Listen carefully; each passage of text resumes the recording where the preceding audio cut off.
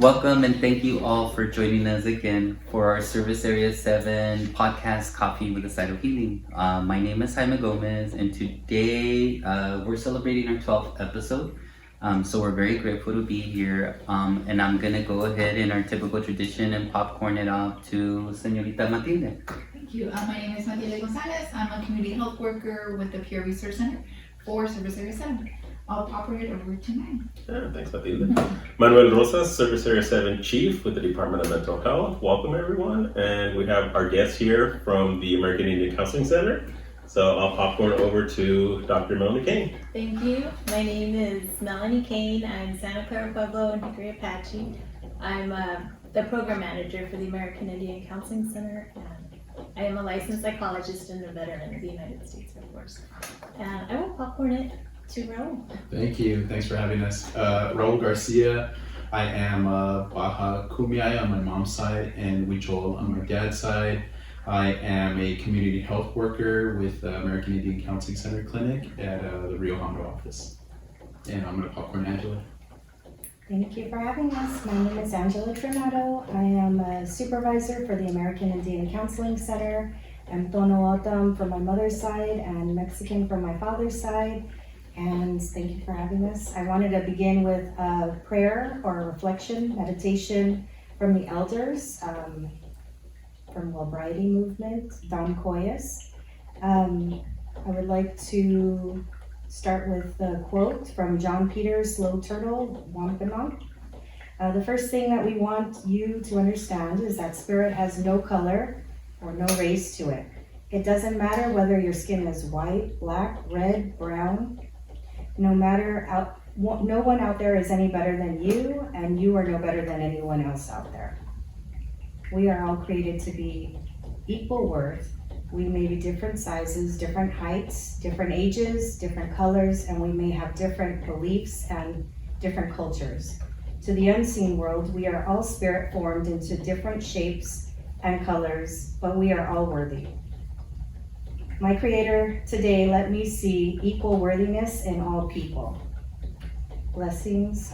Thank you very much for all of our blessings, especially the rain, the sun that we have today, for allowing us all to be here together, to be safe. And I'm going to also start with another land acknowledgement, because we are respecting the original people. And want to recognize that the LA County has adopted a formal land acknowledgement last November 2022.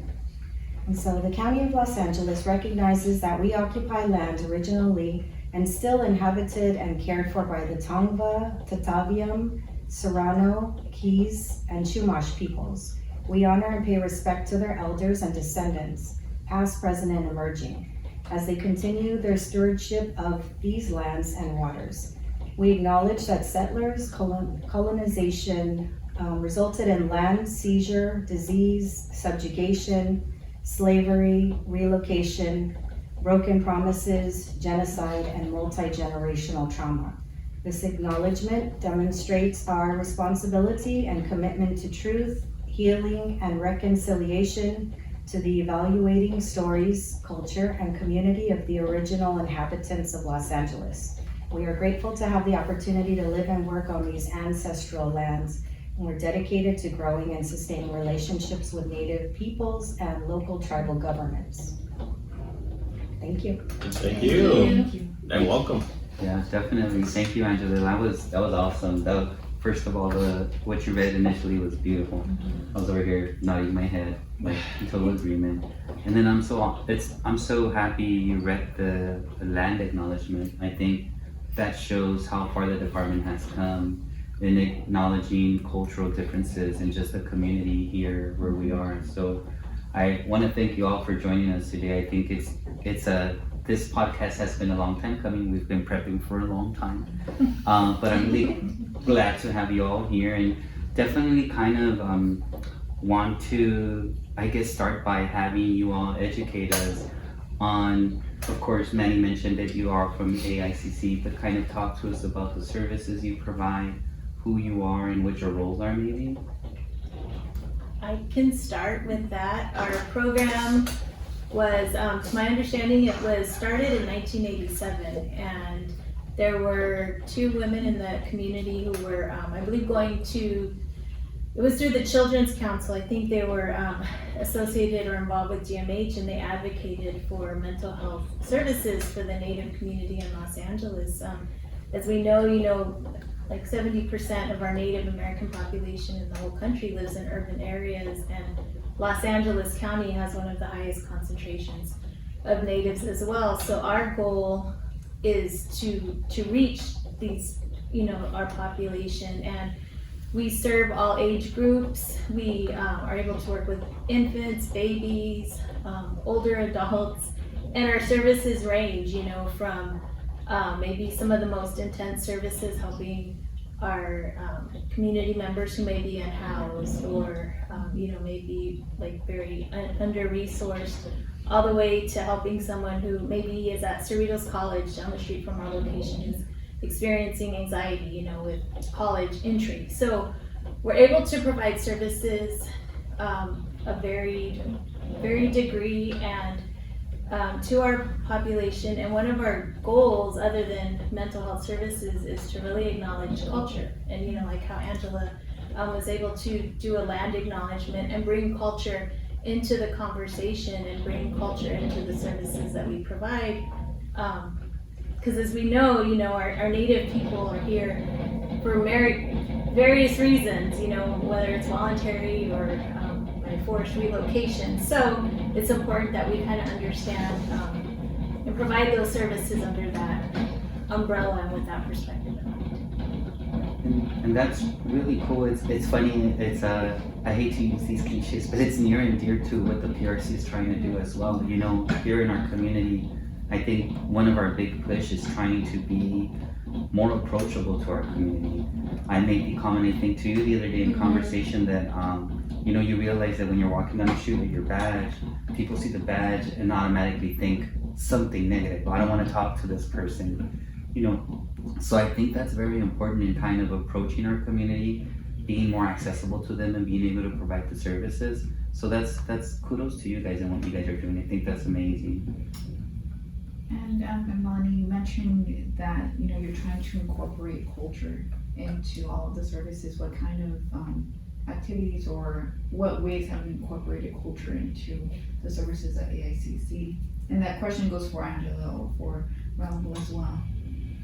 I can start by, one of the, just kind of when you walk in the door, we try to, we created our waiting room so that we have even just Native art or Native announcements, so people walk in and feel like, okay, I feel comfortable here. And we ask about tribal identity, because that's one of the ways that, again, we acknowledge our consumers and where they're coming from, who they are, and in sessions, looking at how culture plays a role in who people are today, or how historical trauma, what did their parents experience or their grandparents experience that, maybe we now are trying to heal from or overcome.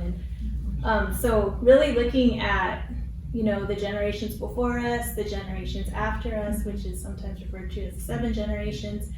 But that's how, our perspective is overarching. And then we have specific programs and activities for different age groups or, different needs. I know, and Raul can speak to some of the groups that he provides for the children and youth.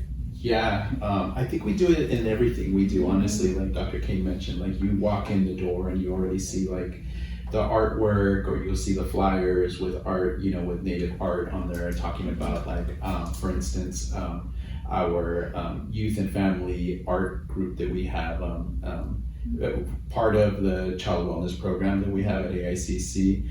And so that we have the cooking workshops, and each one of those groups we incorporate culture into it. So for instance, like talking about like the cooking workshop, we're doing native recipes, we're doing native foods. When we're talking about the art workshop, and I get excited about it because this is what our community gravitates to. This is what our community is saying, like, we need the services, but if it's our people providing the services, even better. You know, here we are. So even like the kids workshop, we have a virtual talking circle that's native based, kind of like what Angela was able to share with the native prayer. And we start that way. We start off with either a song or a prayer or just like a real kind of check in with each other. Yeah. You know, Dr. Kane mentioned that our community here, native population here, is one of the biggest, if not the biggest in the nation, and it's a very tight knit community. You know, someone's mom might say, "Hey, I remember your grandma," or "Hey, I know your uncle," or "I know, you know, where are you guys from?" Because we're from those areas too. You know, so AICC goes out to these gatherings as well, and we're visible to them. So yeah, I mean, in everything we do, I guess the answer is like, yeah, in everything we try to do, but definitely the groups have been like a big, even during the pandemic, we were able to do virtual groups, virtual events, because we're social people. And so we need to continue to stay connected with each other. That's really cool. I'm over here nodding my head. So recently we did something here at the PRC where we were giving out tote bags to community members, but it was in conjunction with the 3 Kings or Los Reyes Magos. And similar to what you're trying to do, we're trying to do here. And I go back to the SALT and the MHSA report that showed us statistics on where the community was nested and what our population was. And so in my head, I was like, it hasn't changed. If anything, it probably has increased. So the best way for us to approach them without kind of putting them off is to do what you guys are doing, be more culturally aware. And again, like I shared earlier, I'm not gonna lie, I just found out I was Chicano and it blew my mind, right? Yeah. But I think this is the approach to take, and for me it's not even an approach, it's just the way I connect with my mom or the fellow Chicanos or Latinos, or connect with the community members.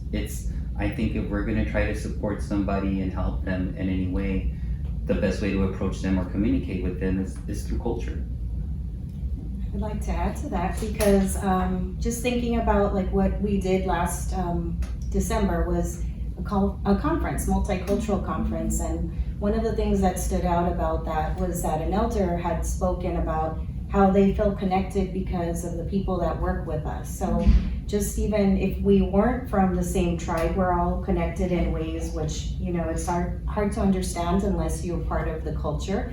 And sometimes in the past, like I speak for myself, growing up here in LA, I wasn't able to connect with other natives. I had powwows to go to, but I didn't really have like other family members here. I have family in Arizona who I was connected to, but coming here, there was nobody I could really identify with. So I had to learn about culture somewhat on my own, somewhat being connected to the reservation.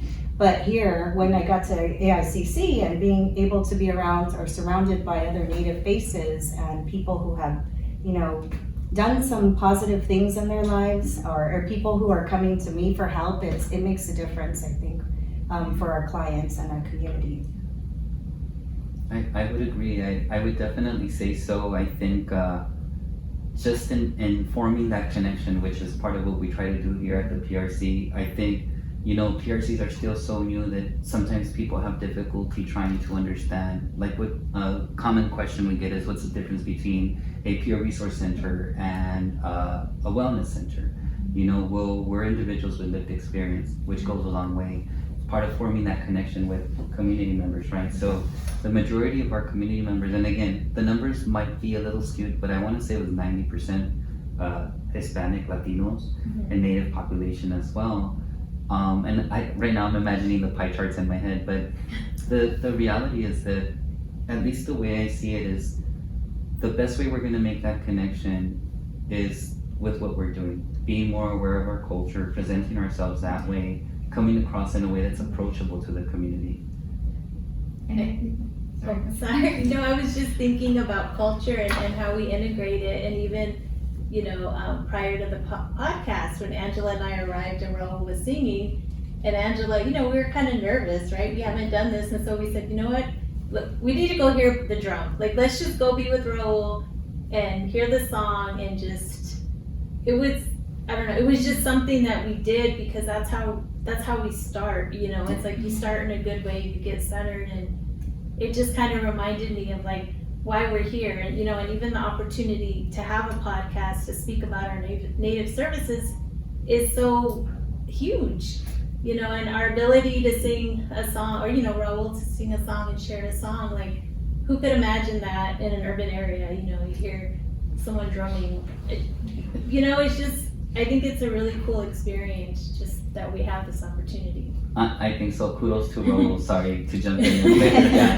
So that was Raul's song in the beginning of the podcast. It was him. Super cool though. I felt, and I said it to you a couple of times, I've become really big on just appreciating experiences.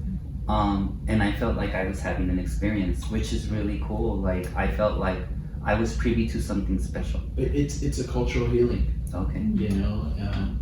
And that's what we're providing in that sense. It's that treatment, clinical, but then we're providing the cultural really healing. And I mean, if you hear that land acknowledgement, it lists off reasons of why we're, we have that intergenerational trauma, and I mean, it's powerful. So we understand that as Indian people, as Native people, we understand our population, our community, we understand how powerful those things are. And we're working on right now on starting our drum and song groups, like hopefully in person now. We want to do that in person because it's so significant when, like you said, like you stand there and you hear that. I mean, I've been places, powwows and stuff, and we sing those songs and people come up just super tears in their eyes because of the hardships they and their parents have gone through. And so it's a very powerful, and we understand that empathy and cultural identity, that goes, I think, beyond like a lot of clinical stuff, I mean, hats off to all our clinicians, but especially the ones that are able to walk that cultural line and be like, Dr. Kane and Angela, my supervisor Violetta, like being like, we have this clinical piece, but then we also understand our indigenous population, our native population, and what the healing component of that. So it's awesome. It's awesome work. It is. I mean, it's tremendous. But you reminded me of, and again, here, this is where the education part's going to come in. Historical trauma. How would you explain that to someone like me? Or just a community member? How would you go about explaining that to somebody? What is historical trauma? Any of you? It's totally cool. Just dive.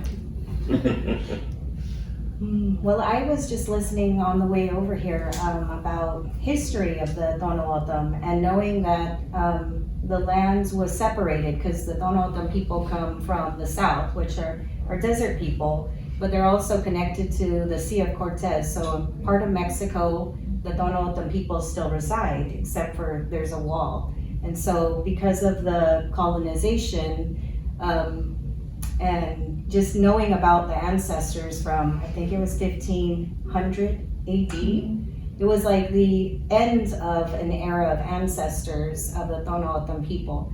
And so just knowing that there's all this long hundreds of years of history that have been lost or forgotten, and for me to even like absorb and try to learn at this time, it's something that says, it speaks a lot of truth. Like there's a loss, a tremendous loss that impacts generations of people, and it's something that I think it's embedded in us, and so it's something that I can't really explain. Maybe Dr. King, you can explain a little bit more, or Raul, like what is the trauma? It's one of our there's a native psychologist, and he put together a book, Duran and Duran, Post-Colonial Psychology, and they really look at the losses of native people beginning at the point of colonization, when Columbus came and said, okay, hey, this is my land, and with that colonization, you know, there was literal loss of land, literal, you know, genocide, removal of children and families. And so through the years, you know, we're in what, 2023 now? Through the years, you know, you have that compounding loss. And traditionally, tribes have their own ways of healing. You know, we have what, 574 federally recognized tribes, but there are non-federally recognized tribes, but each tribe has their own way of healing or acknowledging loss or moving through change. And when you have these losses that continually happened over centuries and there was no time to really heal or grieve that loss, you have what, you know, we collect, right? We collect that in our spirit, in our psyche. Even there's theories like it changes our DNA, right? So we collect that and we collect that. And today, we, you know, we're all a result of that. So how do we heal? You know, what do we do with that? Because we might experience, you know, like in mental health terms, anxiety or depression or psychosis. And it's because of all of that loss that our people never had a chance to really grieve or process. You know, people are kind of stuck with it, which is like the historical loss term. You know, it's really deep and it's really, I mean, you know, within the last 30, 40 years, there's been more research on it, but some of the original research was done like with the survivors of the Holocaust and looking at that and how generations of trauma do affect just different, you know, people today. So how do you see the the historical trauma that, does it impact or does it have any significant impact in like the stigma in the Native population? Of course, even like I was talking to Jaime yesterday, we were like, he was saying, you know, some people might see the badge and like, oh, run. And I said, well, even in mental health, you know, like we were taught like, oh, like, you know, you don't go to counseling. That's what white people do, right? And that's what white people do. We don't talk about it, or we keep it to ourselves, or and even just saying that, it just kind of hit a nerve, because I know my mother told me, my great grandmother told her, you know, you need to speak English, you need to get a degree if you want to succeed in a white world.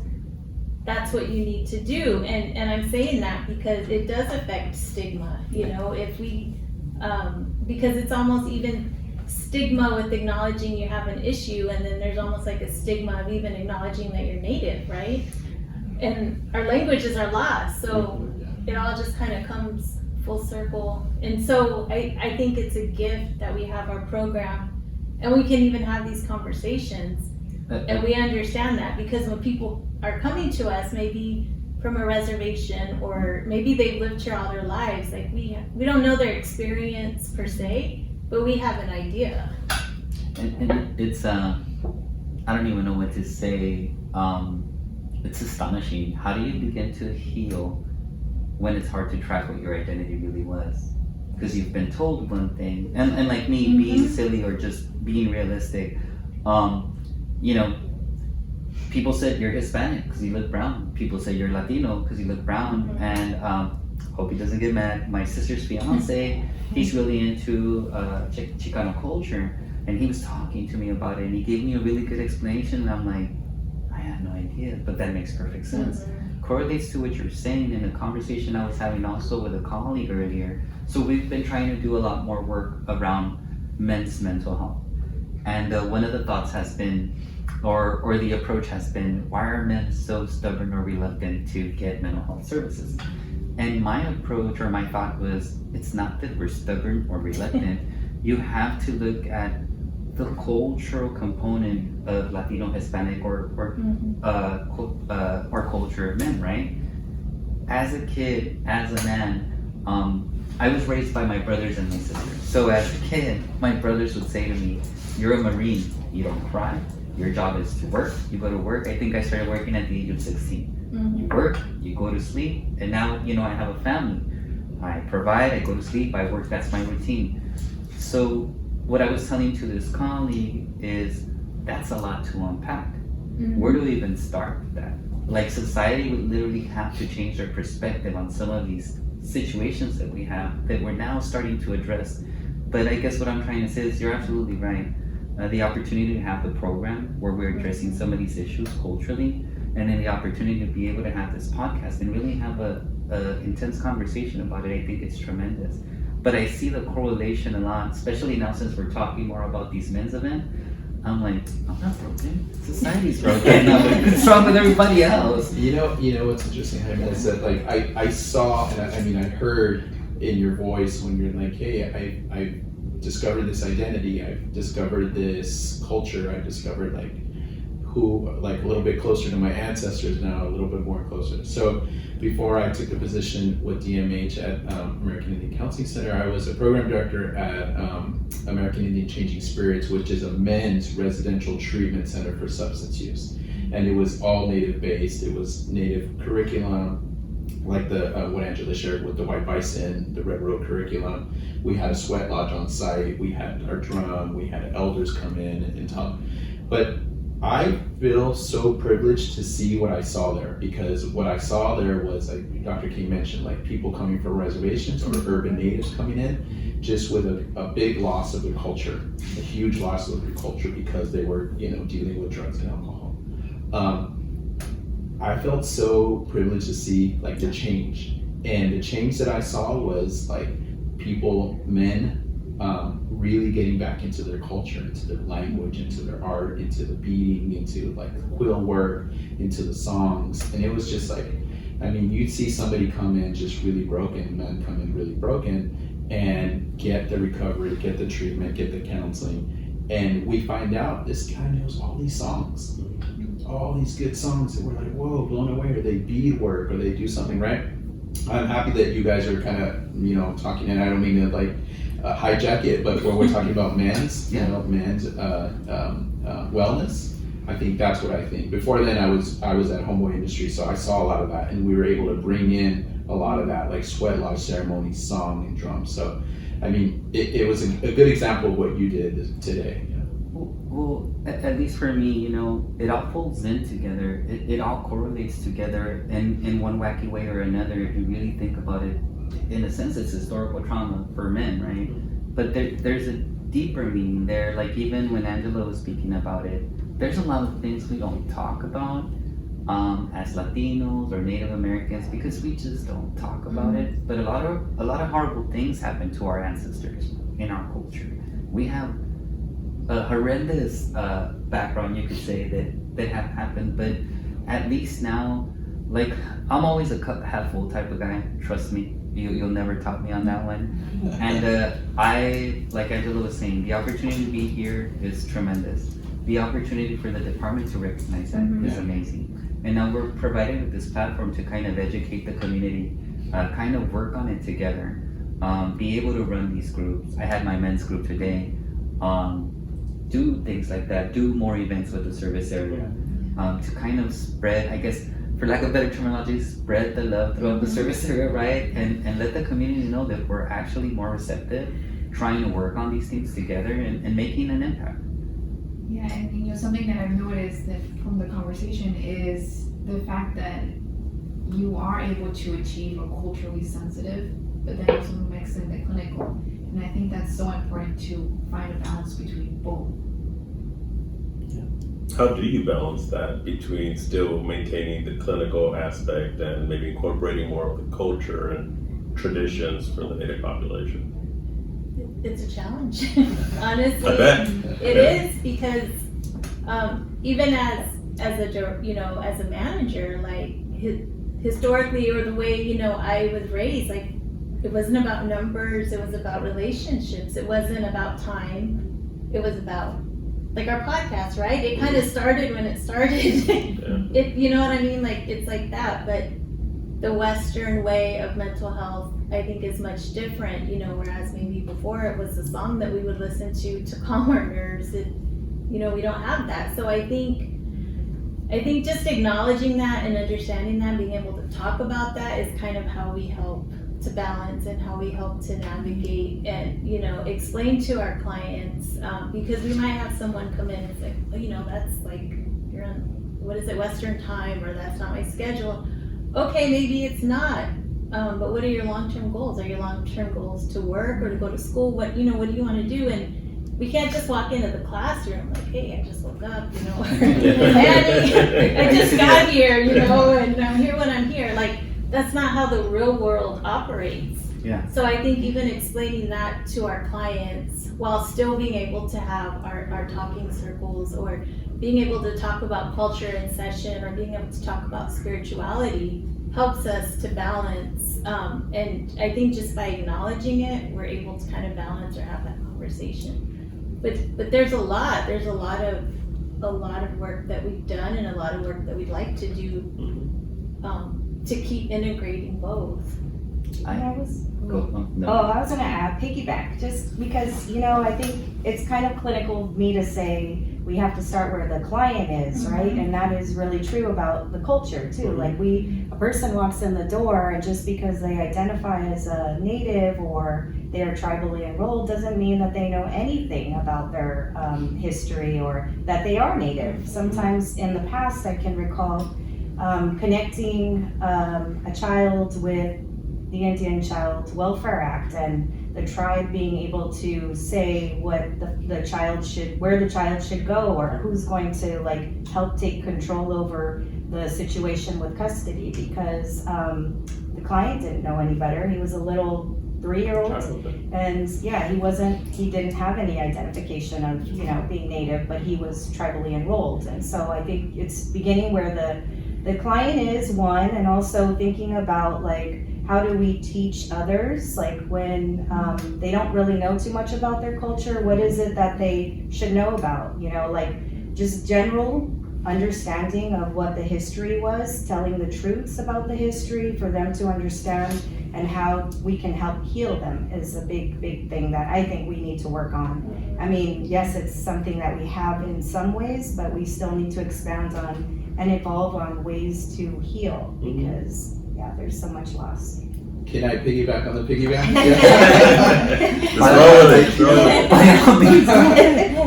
Yeah, I mean, great points, and it reminds me of, honestly, like, to your question, Manny, we, within our community, within our background, within our family culture relation, we know what the disparities are. We know firsthand what the disparities are. So when we're talking about like, oh, maybe we should do a song, a drum, because we know that there's people out there that are asking for that, and we know the healing power behind that, right?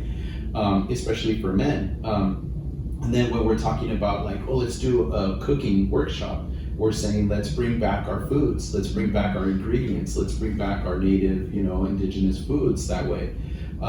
We recently had, with the Child Wellness Program, we recently completed our urban native parenting group, and we collaborated with the Indian unit with DCFS. I mean, because we know, and that's how we do it. That's how we do, like, you know, how do you guys work with that? How do you guys, you know, balance that? Because we're part of our community too. That's amazing. And before I so rudely interrupted, I wanted to plant a seed. You know, I'm just gonna throw this out there, but maybe we can do something collaboratively. Because I think Definitely. that's what, here at the PRC, that's really what we're trying to do. I call us a little engine that could, because, you know, it's only 4 of us. It's only 4 of us, but, you know, we're doing good work. And I think, I believe in the whole concept of people being human magnets. You attract what you are, or you attract, if you're good, you attract good. So I think we can definitely make an impact together. And again, I just want to throw it out there. Put some water in it, and maybe it'll grow. You know, we can have something fun. Definitely. That sounds good, and just kind of going like, you know, off of what Raul said, we have given our client surveys, and we have asked them, okay, what is it that you guys want to know? Because we might think, oh, you need this or you need that, but we need to hear from them. And a lot of our clients have said, you know, they really want to learn about the culture, and that is such a like a sensitive area too, because we do have some clients who maybe grew up in Los Angeles, or like they identify like a Cholo or something, you know what I mean? And but they're Native American, but that's who they grew up with, and that's how they identify. And then we have some people who maybe like, and I don't want to sound negative, but like when I'm home, like in New Mexico with my family, with my aunts or relatives, and they are Native, like we don't sit around beating, or do you know what I mean? We're just talking, but I think it's because we're on our land or we're in our home or we know that there's the feast days that we can easily access when it's time to do that. But when you're maybe in Los Angeles and you're not connected to that, it's important to be sensitive to that too, and to allow our clients to learn or provide resources for them. You know, in the past we've worked with like cultural experts in the community because they know the LA community and they know the knowledge, you know, we're like our elders, they know what we don't know. So bringing them in also to educate us and to provide this service to the community. You know, I'm gonna say this now because I'm gonna forget. We're probably gonna have to bring you all back for like round 2 and 3 because there's so much to unpack here. I can talk about these subjects or listen for days, you know, because it's again near and dear to my heart. It's something that it's cultural. What can you say? And at least for me, I think we've been trying to do something like this for a very long time, you know, and luckily we have the space and the time. We found a little kitchen here in the PRC, which is our unofficial podcast room. Like, yeah, this has been great. I did have a couple other questions. I know that you did the song outside, which is really cool, and I've been to powwows in the past before. So, my fiance used to do Aztec dancing, and for a while we went to the powwow in Malibu, the one that happens right across from Pepperdine.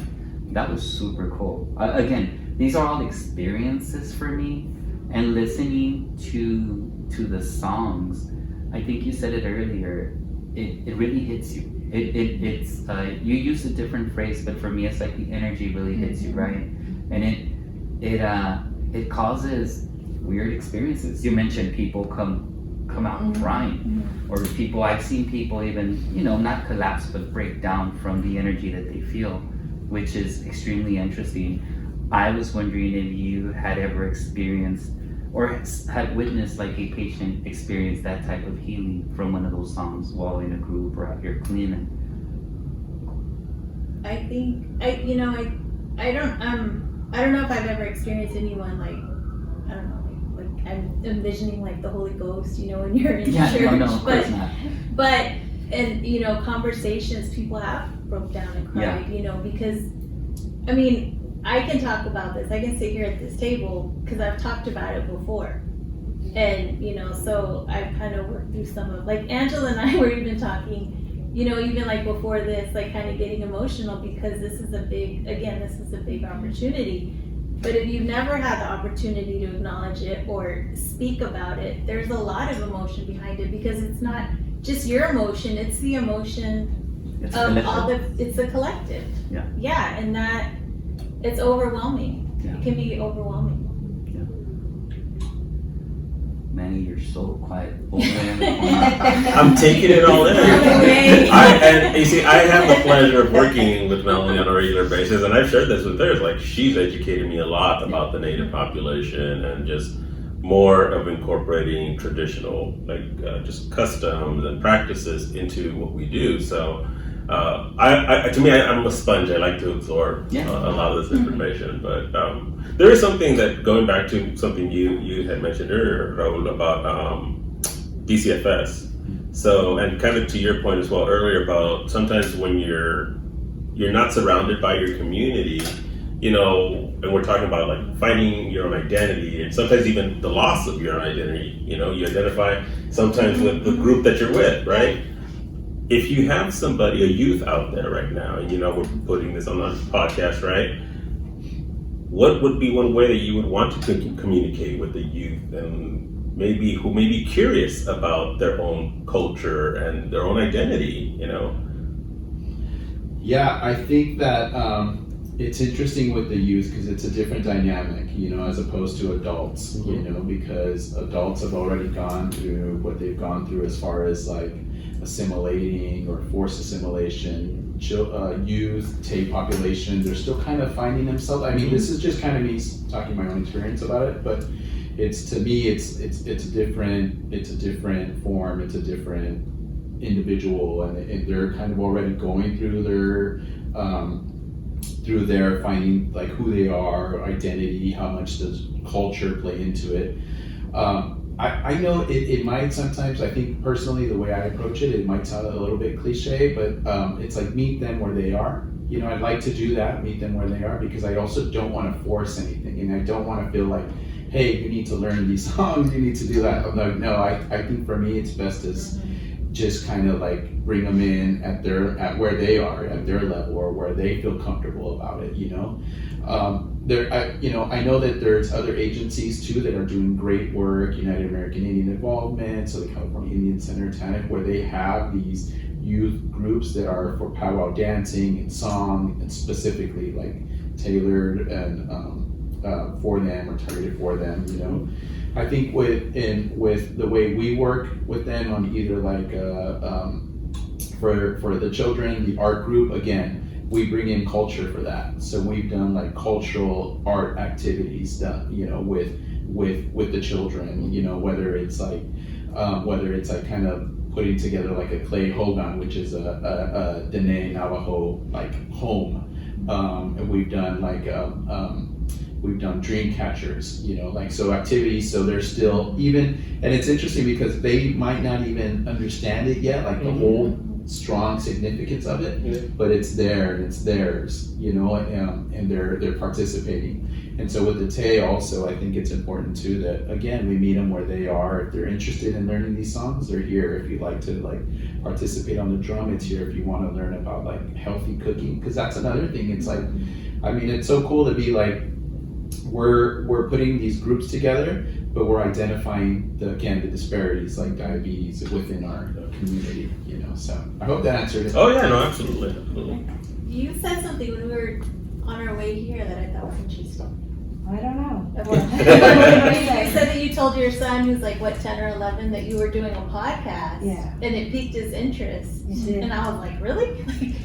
And I think that's kind of like, that could say one way to start where Yeah. the youth are. Yeah. You know, like the generations are changing and they're interested in different things than what I was interested in. So we're following their lead. And the other thing I can think of, like a youth that was about 12 years old, connected to her tribal enrollment. She was in the middle of custody, you know, being pushed into the reservation or not to stay here in her urban setting with her Guatemalan family. And she did not want to have anything to do with her tribal affiliation. She was disconnected because she wanted to push that away from whatever trauma she had with her mother. So it's following the lead of whoever the individual is. I think that's important. And giving them a home, I think too. I think that's the thing, is like letting them know there's a home and there's culture and they belong to it. You know, I don't know who we mentioned it earlier, like growing up, we just didn't, because our parents did that and our grandparents said, speak English, assimilate, that's how you'll succeed. And so a lot of the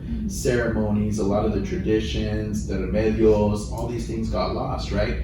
So when we're working with our youth and we're introducing these things, that's empowerment. Yeah. It's big time empowerment for them, you know, and they can identify and say that belongs to our people. Yeah. And I'm excited because I love what AICC is allowing all of us to do, which is incorporate indigenous community, you know, because we understand too, the native population within the greater Los Angeles is one thing, but the indigenous people are part of that. And for us to be able to reach out and say, again, break that stigma of machismo or mental health within that population it's great work.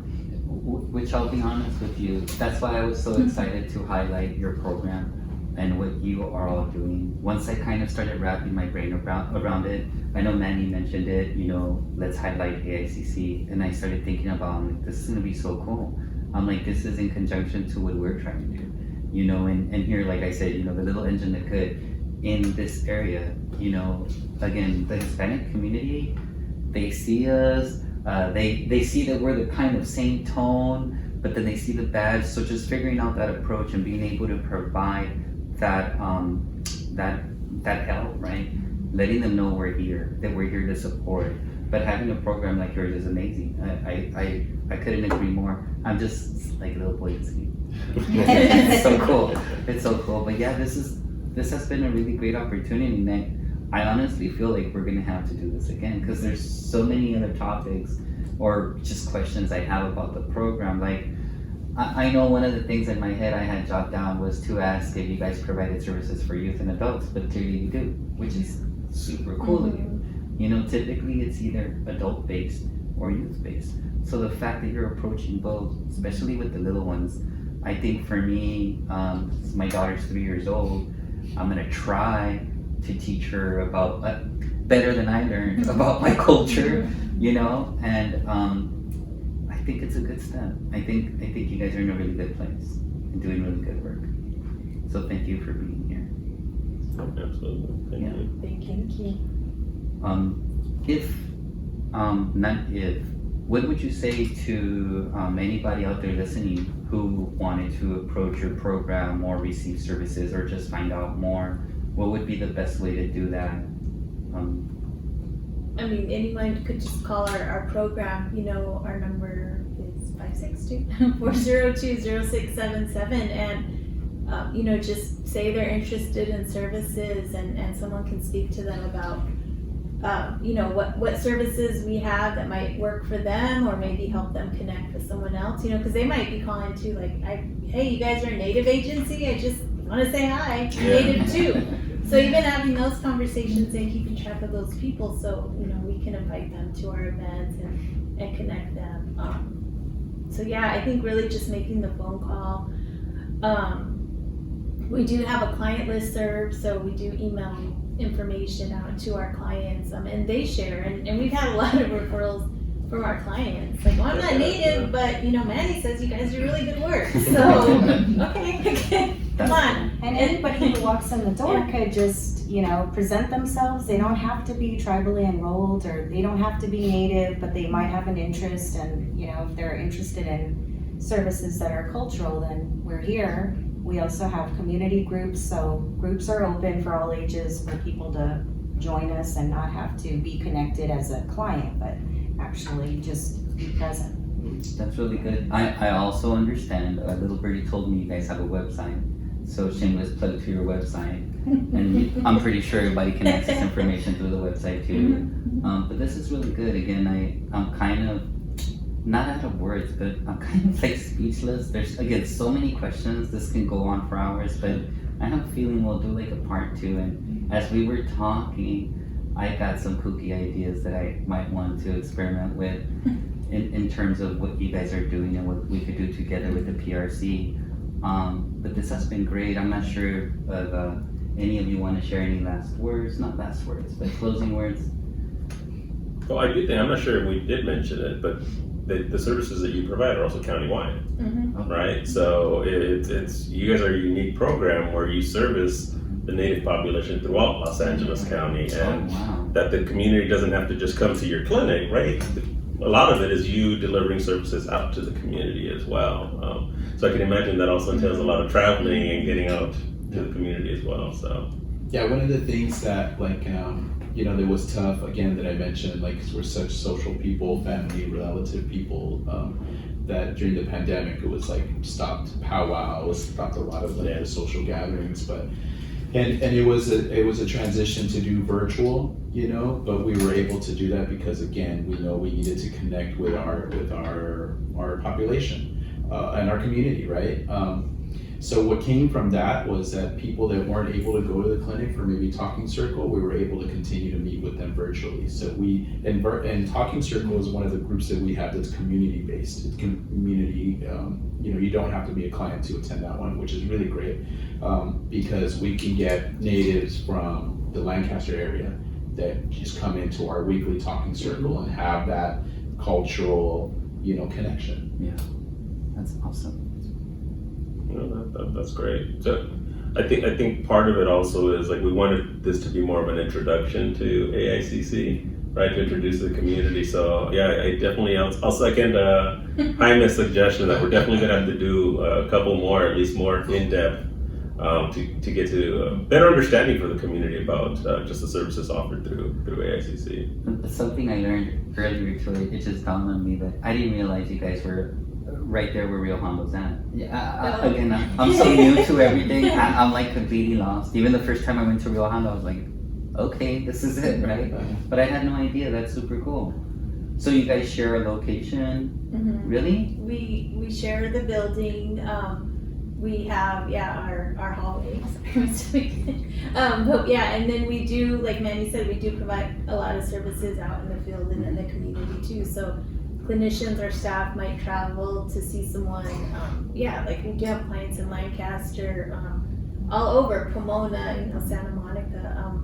Just try to connect with our clients, especially if they have limited resources or difficulty getting to our program.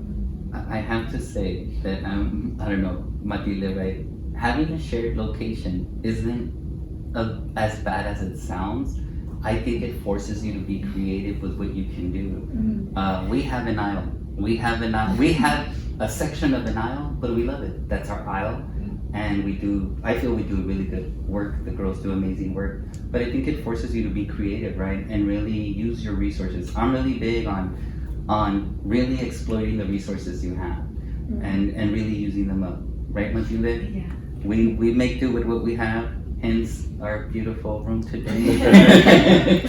Our sound room, Yeah. aka the kitchen. It's just the beginning.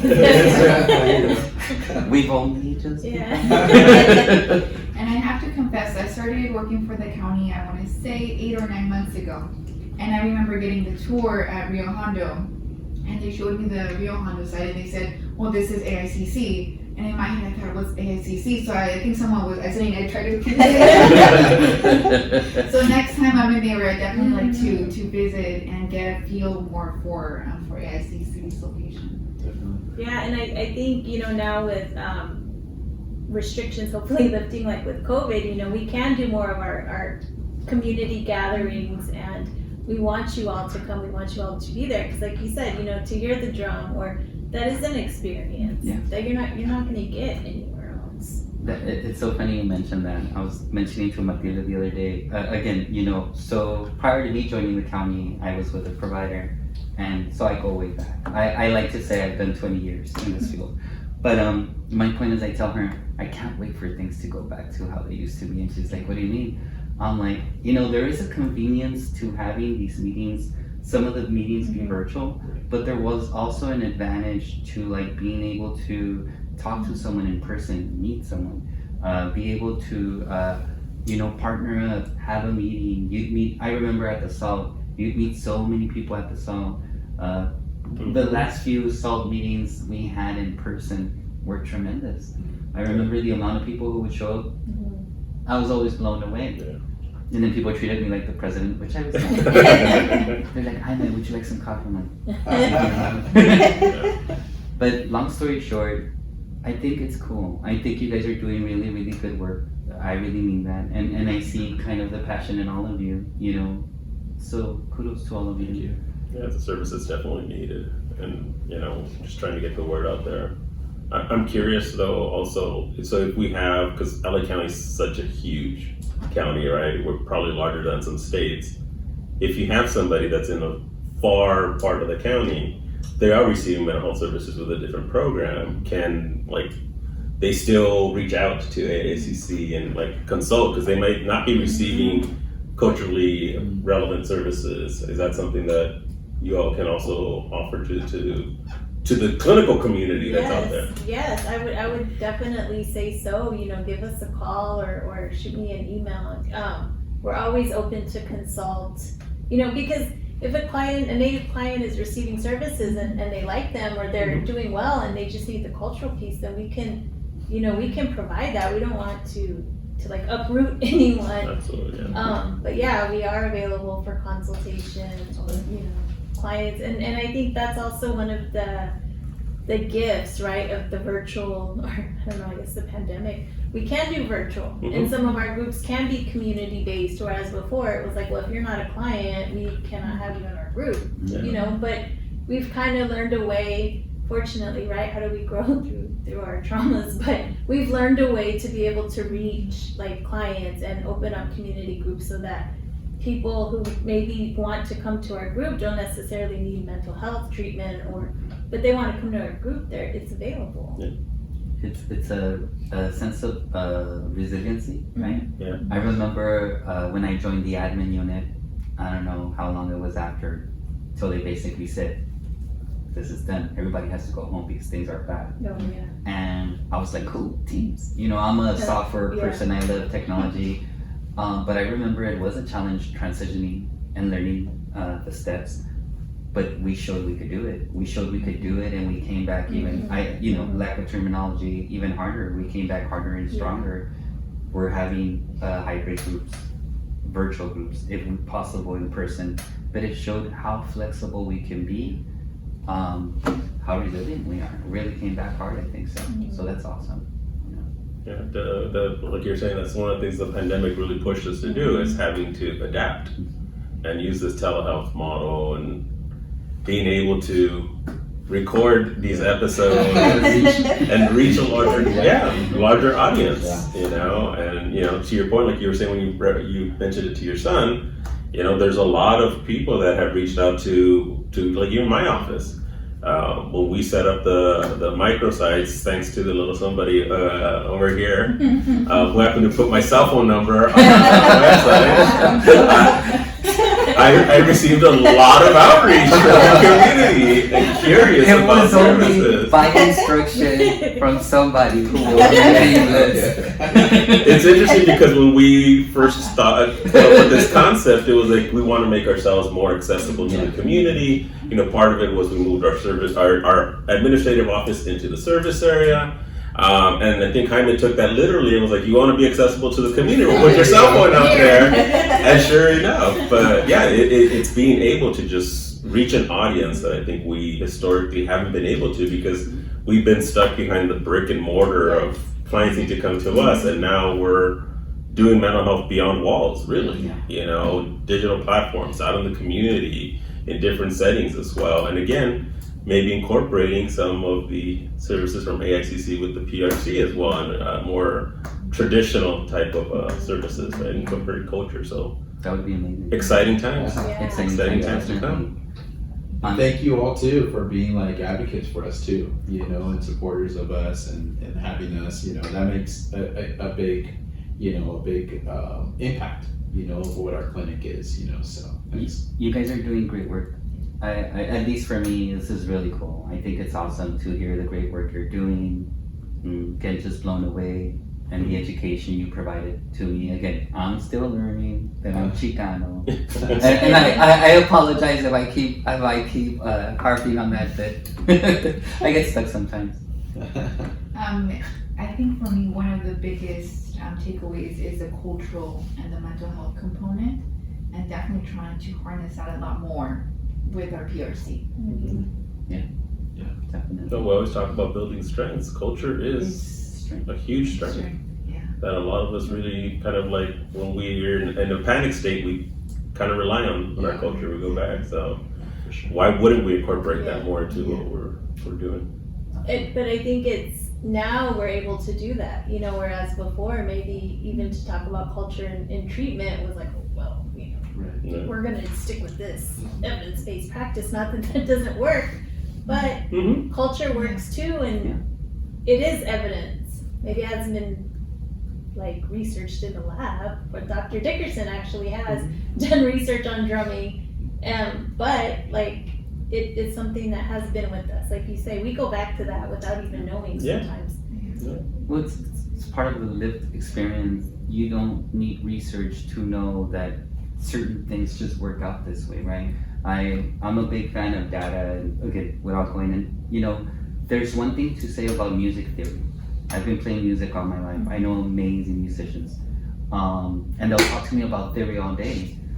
And so one of the concepts is every guitar riff in the world has already been played. So you really can't create anything new under the sun. And my comeback is, why don't you just try something different? No, because you can't do X, Y, and Z without, well, have you tried it?